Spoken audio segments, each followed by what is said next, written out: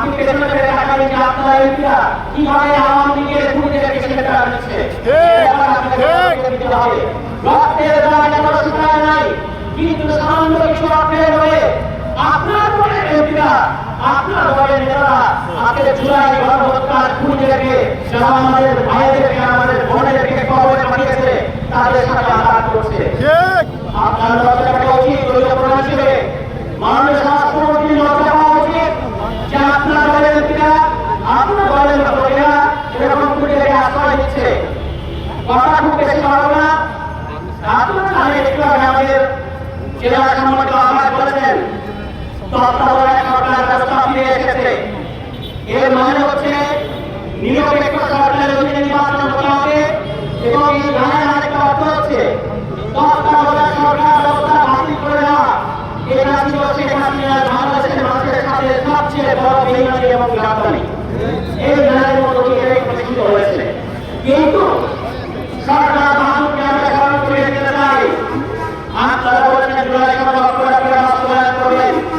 তত্ত্বাবধায়ক সরকার ব্যবস্থা আপনারা মৃত্যু পাঠিয়েছেন। এটার মধ্য দিয়ে কিভাবে অবৈধভাবে ক্ষমতায় আসা যায় এটাকে ম্যানিপুলেট করে সেই কাজ আপনারা উল্লেখ করেছেন। একই জিনিস সামনে যদি পুনরাবৃত্তি করতে চান আপনাদের বলতে আওয়ামী লীগের চালা কিছু হবে না। সুতরাং জুলাই সনদের তত্ত্বাবধায়ক সরকার ব্যবস্থা যে ফর্মুলা আছে ওই ফর্মুলা অনুযায়ী তত্ত্বাবধায়ক সরকার ব্যবস্থা গঠন করতে হবে। ওই সময় বিচারপতি আপনাদের দলীয় বিচারপতিদের ওখানে বসাবেন। এই বিষয়টা কিন্তু আর মেনে নেওয়া হবে না। জনগণের মধ্যে ক্রমেই এই ধারণা দৃঢ় হচ্ছে যে আপনারা আগামী নির্বাচনে কারচুপি করতে চান। এই কারণে আপনারা গণভোট বাস্তবায়ন করছেন না, এই কারণে আপনারা জুলাই সনদ বাস্তবায়ন করছেন না। সুতরাং আপনি খুবই জিয়ার সন্তান হিসেবে জনাব তারেক রহমান আপনাকে গণভোট বাস্তবায়ন করতে হবে। আপনার জন্য কিছু অন্য দেশ নেই, এটাই আপনার দেশ। এই দেশে আপনার ভবিষ্যৎ, দেশে আপনার দলকে থাকতে হবে। সুতরাং এই দেশের মানুষের ওপরে কোন ধরনের জুলুম কিংবা আমাদের সাথে প্রতারণা করার চেষ্টা করবেন না। সবশেষ কথা যেটা বলতে চাই, এই যে গণভোটকে আপনারা ভোট দিয়েছিলেন, এই গণভোট কিন্তু বিএনপি সরকার বাস্তবায়ন করে নাই। অথচ তারা গণভোটে হ্যাঁ ভোট দিবেন এই কথা বলে আপনাদের আগে তাদের দিকে নিয়ে গেছে, তারা ভোটটা তাদের দিকে নিয়ে গেছে।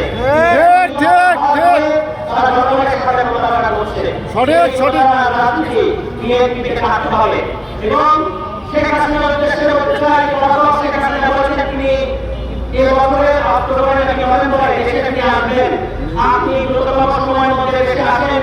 দেশের ফাঁসির রাষ্ট্র, ফাঁসির দড়ি অপেক্ষা করছে। আমাদের দুর্দান্ত শান্তি দিয়েছিলেন নাটোরের এনসিপি। সেই নাটোরের এনসিপি